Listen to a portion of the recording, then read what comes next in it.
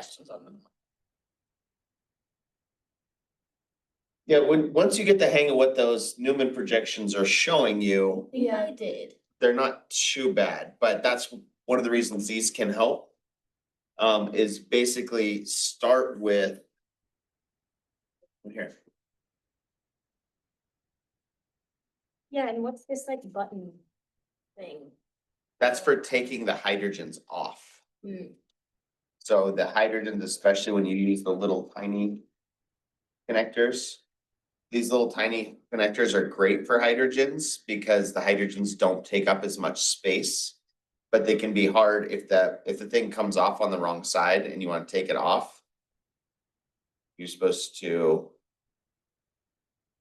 do that. Oh, nice. Like the orange piece that comes with Legos. Yes, exactly. It's like a brick separator. Okay. So which So- one are we trying to make right now? So just if we just looked at 48A for starters, with these Newman projections, what you can always do is you take two carbons and you stick them together like this. And what you're actually seeing is you're looking down that bond. So then you just add everything else. So this one in particular had a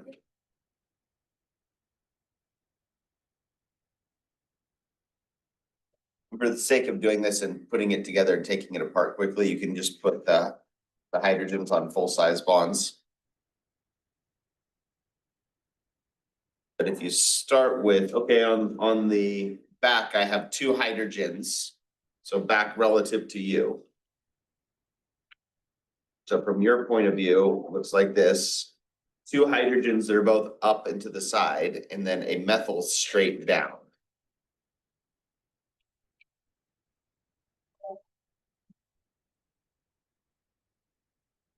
I'm not gonna add all the hydrogens to the methyl. But so that's what it looks like. What A looks like from behind. Hydrogen up into the left, hydrogen up into the right, methyl straight down. And you still got this front carbon directly in front of it. The front carbon has a hydrogen straight up.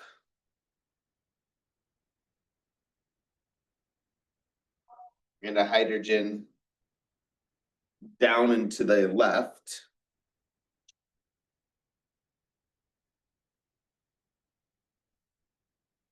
And then a longer carbon chain that you can put all of them there if you want. I guess we should, since this problem was specifically due to the IUPAC name. So what's attached to that front carbon is 1, 2, 3 more carbons.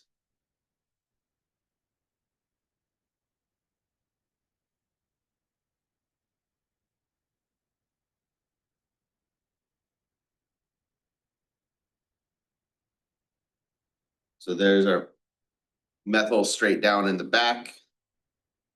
And then this had 3 carbons coming off the front. So it looks something like that, right? Yes. Turns out that's actually a really simple one to name.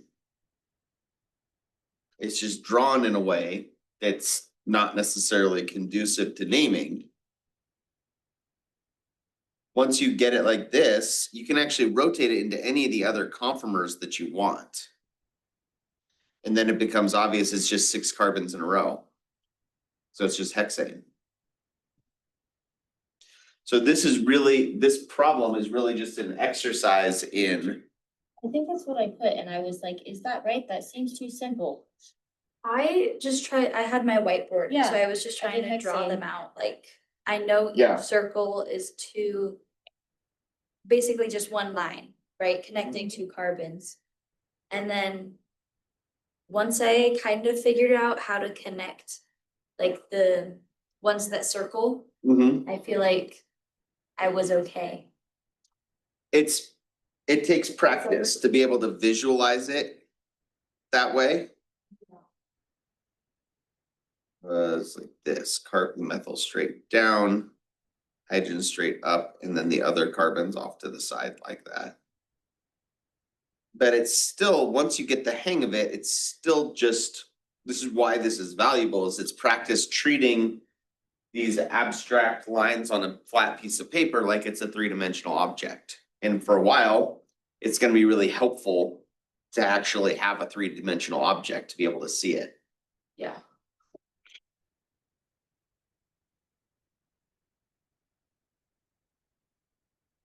Then.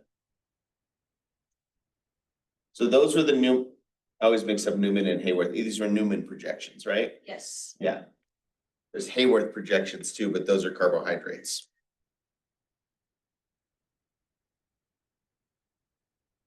All right, so then for the last two, identify the configuration of each chiral center in the following compounds. So a chiral center, and hopefully you got this from, We have four from you too. yeah, that's totally fine. I know I kind of left you in the dark there, but I also didn't want to risk getting anybody sick. Okay. Chiral just means that if you take the mirror image of it, it's not the same molecule. It's not the same object. And it's not just molecules that behave that way. And so it can be helpful to think about it in terms of actual three-dimensional objects. A chiral molecule or a chiral object can be something as like your right hand versus your left hand. Right. If you look at somebody's hand in a picture, if just a picture of a hand, you can tell immediately if it's somebody's right hand or left hand, right? Well, that takes practice though. You had to learn how to do that. Little kids struggle with right versus left and being able to do that all the time. And it applies to more than just handedness. We refer to it as handedness all the time. Chirality, or which chiral version are you looking at? It gets referred to as handedness. It's basically, it happens anytime. It's an artifact of the way that we live and perceive things in 3 dimensions. If you are in 3 dimensions, if you have 4 different objects arranged in space, then that makes it chiral. If you have 4 different objects arranged in space, with a specific orientation, the mirror image is not the same object. Right. Right, so in terms of your hand, you've got the palm of your hand, the top of your hand, your thumb, and your pinky are 4 objects, right? And those are that's what you look at to tell if something is right-handed or left-handed. What about a car? What is a car? Is a car chiral? Depending on where you like split it. Right? If you take a mirror image of a car, is it the same?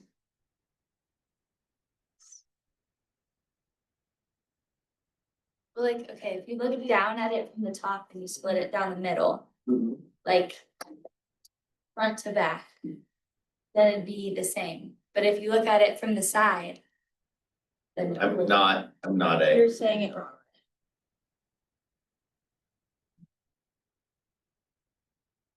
I'm really, really bad at drawing things. That's supposed to be a car. Okay. There's your windshield. Then you've got doors. If you look at a picture of a car, can you tell which side of the car you're looking at? Does a car have a right side and a left side? You have to say passenger and driver. So if you took a mirror image of the car.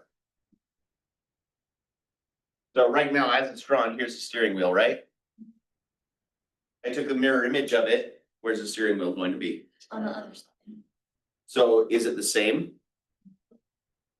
Because if you got into a car with the steering wheel on the right-hand side instead of the left-hand side, that would be different than any car you're used to, right? Yeah. I don't know if you've ever driven in the UK or something, but so the fact that there's a right-hand side and a left-hand side and that they're unique, they're different from each other, tells you it's a chiral object. Right, so is this chair a chiral object? No, If you took a mirror image of it, it's the same. it's the same. even if we took the mirror image of it from the bottom, if we like reflected it through the floor, Yeah. you can still pick that up, set it back down, and you get the same object, right? What about this chair? Not. It would not be the same, why not?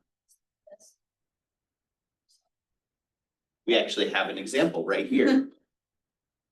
Right, this is the mirror image of that one. They're not the same because this one's designed for a right-handed person and this one's designed for a left-handed person.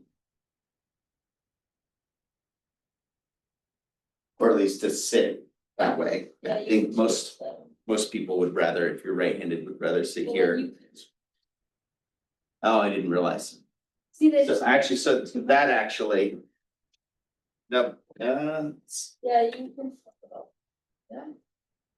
so if we put it in the left hand, so it is actually designed to be achiral, non-chiral.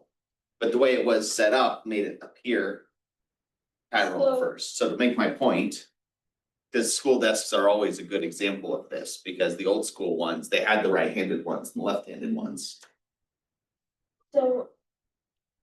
You just said achiral is basically non-chiral, but. In the video, we were to understand it.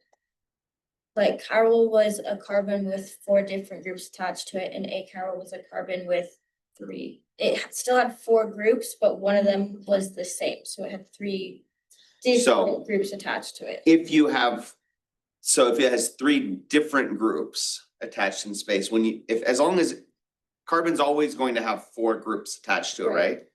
As long as 2 of them are the same, then your mirror image is going to be.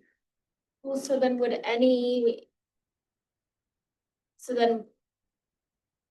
don't follow that rule of 3 different, because then it could also just be like.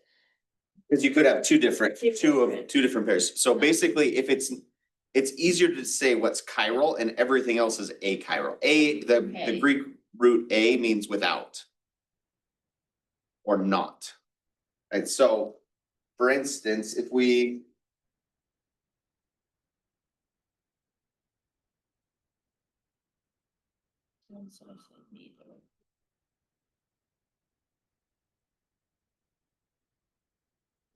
So here's a carbon with 4 different things attached, or with 3 different things attached to it. Right.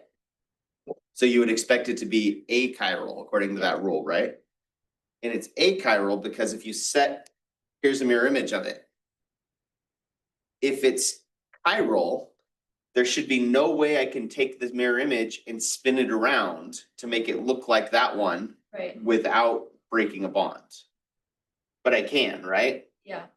The only reason I can do that though is because these 2 hydrogens are identical. So when I spin it, I can do that. If I replace one of these hydrogens with another color,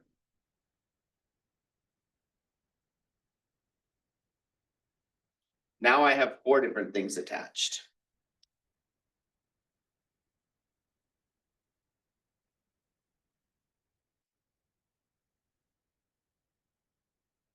Make sure I do this properly.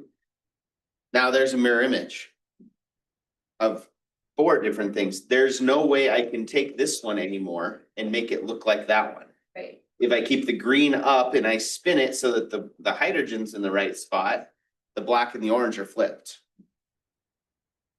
Right, and so that's similar to trying to fit your right hand into a left-handed glove. It's never gonna fit properly. Right, and so that's why our go-to definition is 4 different substituents onto a central atom. Will always give you a chiral object.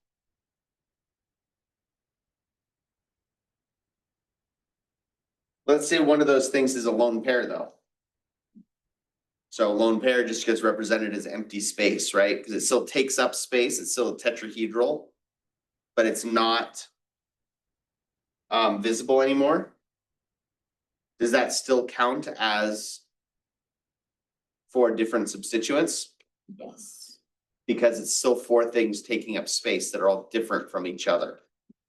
So same thing, I can't, if I tried to spin this so that the hydrogens went the same way, my black and my orange are still flipped. Double Good bond. question. No, the double bonds are, that's just a weird looking hydrogen one, I guess. When you want the hydrogens to be a little bit bigger than normal. Let's see, Oh, yeah, this. there's a key. What, that was white, right? It's a V bond for space filling models. Not enough focus. So if you want to do a double bond for these ones, you get the long, flexible ones that are a little bit skinnier. Like the gray ones that are longer and skinnier. And then when you put them between two carbons, it actually turns the carbon into a tetrahedral or a trigonal planar geometry. And actually looks kind of like a pi bond. Isn't a double bond a pi bond, just like the pi bond is the part we can't see? Right. The pi bond is the part that goes above and below. Yeah. So it actually does a pretty good job with these if you're trying to do a double bond. So you just made an oxygen. The red ones are oxygen. The blue ones are nitrogens. Okay. Because they have their tetrahedral, but they only have 3 holes. So it actually has the built-in lone pair. Got it. And there might even be a couple of hydrogen, and then some of the other ones.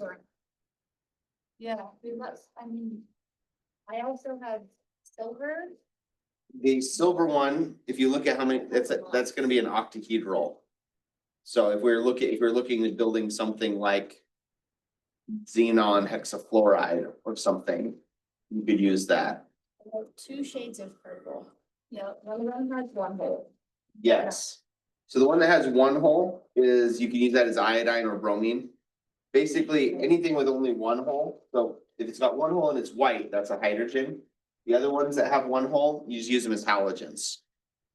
Okay. And if you, in case you want to use 2 different halogen, chlorine is usually depicted as green because chlorine gas is green. And iodine and bromine are both sort of reddish purple. So this could be either an iodine or a bromine. The main thing you're looking at though is how many holes does it have? What's the number of substituents attached to it? So the brown has 3, so it would be nitrogen. It has 3 and it's they're trigonal planar to each other. So it could be boron. Boron or aluminum, both are gonna be trigonal planar when they're neutral. For the most part, what you're gonna use is black, white, and red, and occasionally the blue for nitrogens. Okay. Because for the most part, we're gonna stick to stuff that Labels all. it does label all of them, and occasionally sulfur. So in sulfur sulfur is always yellow because sulfur is yellow in its natural form. And brimstone is sulfur. And so there's some of these that are octahedral yellow, and then there should be some that are that are bent. Yeah, it's, we're just looking at the molecule that you basically just used it as the octahedral one, even though it's got 6 holes.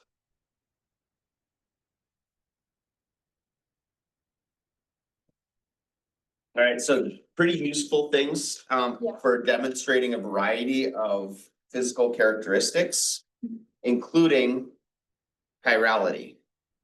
We're gonna spend a whole lecture on chirality coming up, so we're not gonna get too hung up on that right now. Okay. But the first step is being able to identify, is an object chiral or not? And doing that from these diagrams takes some practice.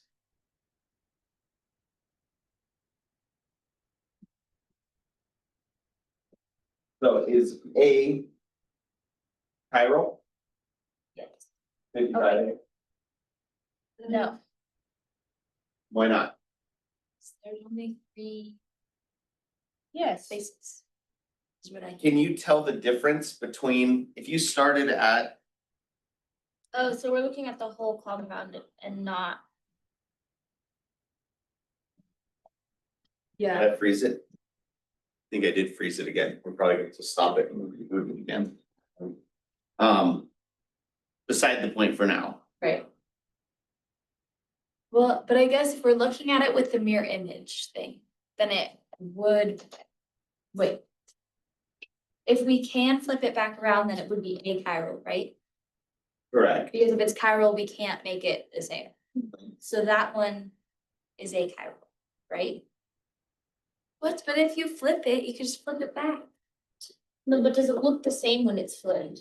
So No. basically, it's tricky because in this case, it's like a clockwise versus counterclockwise. If you took the mirror image, one of these, the one that's up would then be down and the one that's down would then be up. So if you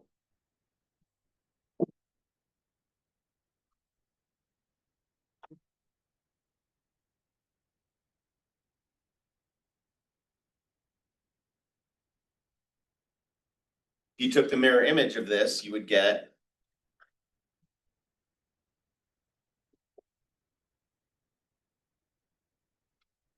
can you take this object and orient it that way? Can't you just, oh, no, it doesn't. If you took it and you rotated it 60 degrees, No, that. then it would be, It'd be it would look opposite. like, yeah, it would look like Yeah. like that, which is not the same. But what if you flipped it like a pancake? If you flip this one like a pancake, the one that's down moves here and it's now sticking up. So flipping it like a pancake, you get the same thing back you started with. So you think about this, that where my pointer is Yeah. into the board, right? Yeah. And I'm not double jointed, so let's say my pinky is sticking out of the board towards you. Okay. If I flip it, my pinky's now into the board and this one's out of the board again. So you get the same molecule back, the same orientation back if you flip it over. So you can't make this one look like this one. In the way that we can see that without having to actually build it in 3D is it has 4 different things attached to that citrocarbon. Because this carbon right here, it has a hydrogen going into the board, a methyl coming out, and it's attached to the rest of the ring 2 different directions, but going this way versus that way are 2 different things. If you go counterclockwise, it takes you 5 steps to get to the other methyl group versus if you go clockwise, it takes you 1 step to get to the other methyl group. So you can tell the difference between the 2 directions. If I did this, And it's. now it's achiral. Because going this direction around the ring and that direction around the ring are the same. That be chiral. No, That would make this carbon achiral. But the whole But compound, the whole compound would still be chiral because this carbon has 4 different things attached to it. And so does that one. when you mirror it, it's the same. It gets a little bit tricky because actually technically if you do if it's something that has a mirror plane in the middle of it, that's a different classification called meso, which means it's got carbons that look like they should be mirror or they should be chiral. But because the entire molecule has symmetry, when you reflect it, it actually makes this one identical to that one. So we'll talk about meso in more detail in a little bit. But your number 1 tool is, so A is chiral, and it has 2 chiral centers. Both of these 2 carbons are chiral. We also call them asymmetric centers. So if you see that term as well, an asymmetric center is chiral. Yes.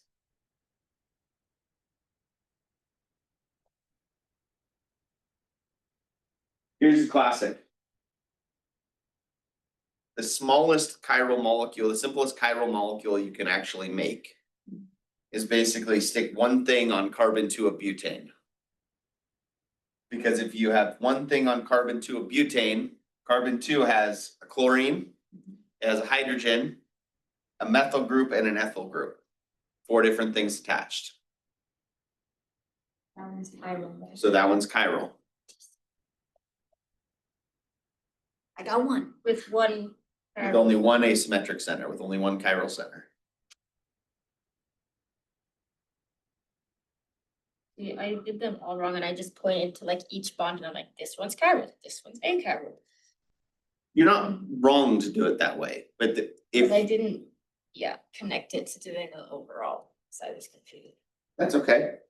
Have you looked at what we've submitted yet? I have not yet, no, Okay. and that's okay. It's really funny. I don't think I did exactly what you requested, but I think the way I worked through the Newman ones, you're gonna be like, that's an option. It worked for her. Yeah, and that's the thing with these 3-dimensional shapes is you can visualize them lots of different ways. yeah. I'm gonna teach you the ways that work best for me, but they might not be what works best for you. And if you go out and watch tons of YouTube videos about it or practice it or build stuff in MoldView and click and drag around, you're gonna find other ways of visualizing things. Last but not least, let's look at our C, or let's do C. So I completely missed a D on this question somehow, so I don't even. Don't have an answer, that's okay, we'll work she through it in a minute. couldn't get it, so I sent her screenshots I had that I Oh, and used to did you make not mine. have D on it? I did have D on it, you probably Oh. just had to click on it and Maybe you I just like just- scrolled through it on maybe. text. I don't like the way that it automatically crops pictures when I you don't like text it things that- because Well, sometimes you want the details. Since Canvas Oh. moves Like, down, you just have to like open the photo, but like I can't skim through You know, them. I had it open, but then I had also zoomed in, so I think I just didn't zoom back out. No worries. So for C, Yes. chiral or achiral? Find a chiral center. Because all these other carbons have 2 hydrogens. So they don't have 2 unique or 4 unique substituents. So would, And the carbon that has the 2 methyl groups, it has 2 methyl groups, they're identical. so would that be a good way to do it though, like look for the chiral centers? Yes, And then if that's it that's has one, absolutely, it's chiral. yeah. If you can find a chiral center in a molecule, the entire molecule is chiral. Unless it happens to have a mirror plane in it. Which is what we're gonna see right here. I had 2 chiral centers. Actually, this one has 2 chiral centers. It would be the same. It doesn't have an internal mirror plane. Well, it doesn't work if you flip it because then they're both out of the board. Right, if you flip it like a pancake, then both You can't rotate it. of to your flip. oxygens are into the board, not out of the board.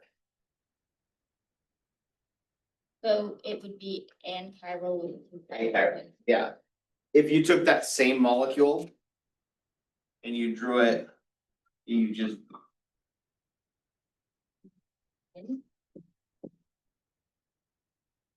Now it has an internal mirror plane. And now, if you did the mirror image and tried to twist it around, you could do it. So this version of it is achiral. And they're both into the board. So if we do the mirror image here, we're gonna get, Oh, you're, okay. But Right. You can't flip it like. but then you could take this and just rotate it and make it look like that one, But you right? can't pancake it. But if you flipped it like a pancake, they'd both be into the board. But same for this one. If you flip this one like a pancake, they'd both be into the board also. Okay, so how would we know where branches go based on Newman projections? Like, on the circle, how would we know up, down, left, right? So part of it is I'm gonna teach you how to tell whether each of the chiral centers is right-handed or left-handed next lecture. And basically, if you can say, okay, well, if you have to be specific, if I just say you found a glove, does it fit on your right hand? Your question is gonna be, well, is the glove right-handed? Right. And so it's like, you can't know how to draw a Newman projection of a chiral center unless you're given enough information. It'll fit, it'll just not be. Oh, We're gonna pretend that we mean fits perfectly. Okay, so where would you draw for D 55D? The mirror. So if it was. So if it was not the mirror image, Well, like, how can you draw the original and the mirror image? I just don't understand like how close it is side by side. Like, where is your mirror?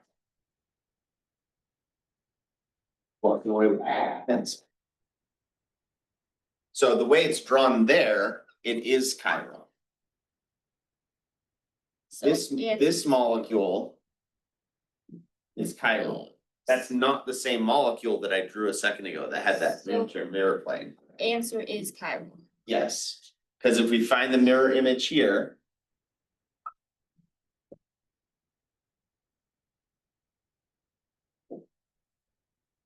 You can't take this molecule and make it look like that.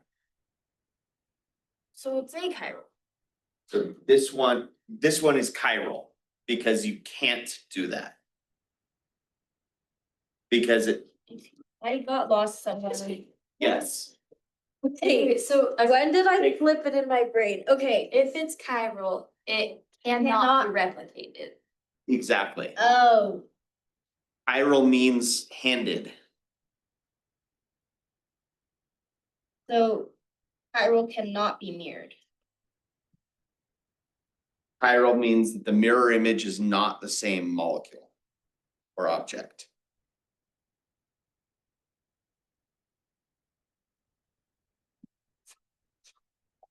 Here's another everyday example. A nail. Is a nail chiral or achiral? You take the mirror image of a nail, It'd be the same. it'd be the same. What about a screw? No. Because then you could tell based on which way it would turn. And screws are right-handed or left-handed. Because usually, how does a screw work?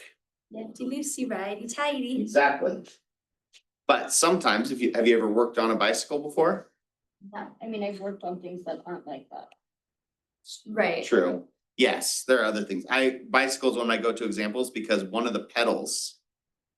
The pedal on one of the sides has to be reverse threaded. Otherwise, it would unscrew while you pedaled. Makes sense. The way they're designed, when you pedal forward, you're tightening them constantly. If they had their threading reversed, you'd be loosening it constantly as you pedaled. So here's fun. Yeah, calculus, right? You've had physics. I'm in physics right In now. physics. She's I finished. loved physics. I hated calc. I don't remember any of it. Remember the right hand rule? Yeah. Teach me. How does the right hand rule work? It's when you look. These are not the droids. I remember it just because I had a left-handed kid in my class and he kept being like, "This is unfair. I can't do this. I'm left-handed." So the first place I ever saw the right hand rule was when I first learned how to plot things in 3 dimensions, the X, Y, and Z axis. Our right hand rule, because No, I learned this slightly. in algebra 2, probably in high school. No, in physics. In We went physics, over okay. it really quickly. I Just don't remember. How do you know which one is X and which one is do Y, this. right? You put your whole hand along the X axis, turn it 90 degrees, that's Y, and then your thumb points to where Z is. Yeah, and yeah. But you have to use your right hand to do that. Use my left, no words. And the same is true with screws. So instead of righty tighty, lefty loosey, it's the right hand rule. If you take your fingers, of your right hand and curl them the direction that you turn the screw, your thumb points the direction the screw moves. So if your fingers are curling counterclockwise, right? Yeah. So which way is the screw gonna move, up or down? Oh, up. Oh, so if I'm like this, then, okay. Because screws are right-handed, That's the right angle I'm using most when you get to stuff, it's the magnetic fields, right? Because if you point your thumb the direction that the electrons are moving in a wire, the magnetic field is shaped the way your fingers curl. The circles. Magnetic field wasn't until like quarter 2. There was something in quarter 1 with a circle and spinning. I haven't We gotten there yet. basically define a lot of things according to the way that our right hand works because most people are right-handed. Yeah, if you're Right. left-handed. Yes. That is actually one of the examples of when you bring in somebody to do training on implicit bias or discrimination, one of the examples that they use that's not political, that allows people to approach it from a totally new perspective is, are left-handed people discriminated against? And it turns out there's a lot of good examples of ways that left-handed people are discriminated against. Right. And Um, even the direction that we write in. the direction we write, Right switches. light switches, door. My brother's left-handed and he hates the way that every car has the gas cap on the driver's side. Because it's designed so you can get out of the driver's seat, turn around, use your right hand to open the gas can, fill it up, all from being in the same spot. He has to get out, walk past it, turn around, use his left hand to open it, turn the other way. So everything's backwards for him. Because he's left-handed. If you're not left-handed, you don't think about it, right? That's the whole point of that as a discrimination argument. If you're not the discriminated class, it doesn't seem like discrimination. But that's a whole different topic. All right, I think Can you post the slides? let's take our break because I'm gonna need to reboot this, I think. It seems like maybe it's been It's like taken. behind it. It's like the slides are like behind that. Do you see that? Yeah. Oh, yeah, that's just because I alt tabbed over, but it's totally locked up. It's not letting me do anything, so I have to hard boot the screen and hopefully we got that recording. If not, then this will just have the second half of the lecture. So let's, if you come back do you want me to walk you over to Jay real quick too? Sure. To show you whether he's there or not. Yes, but then I know where it is and I can maybe go Yeah. back later. You come with me?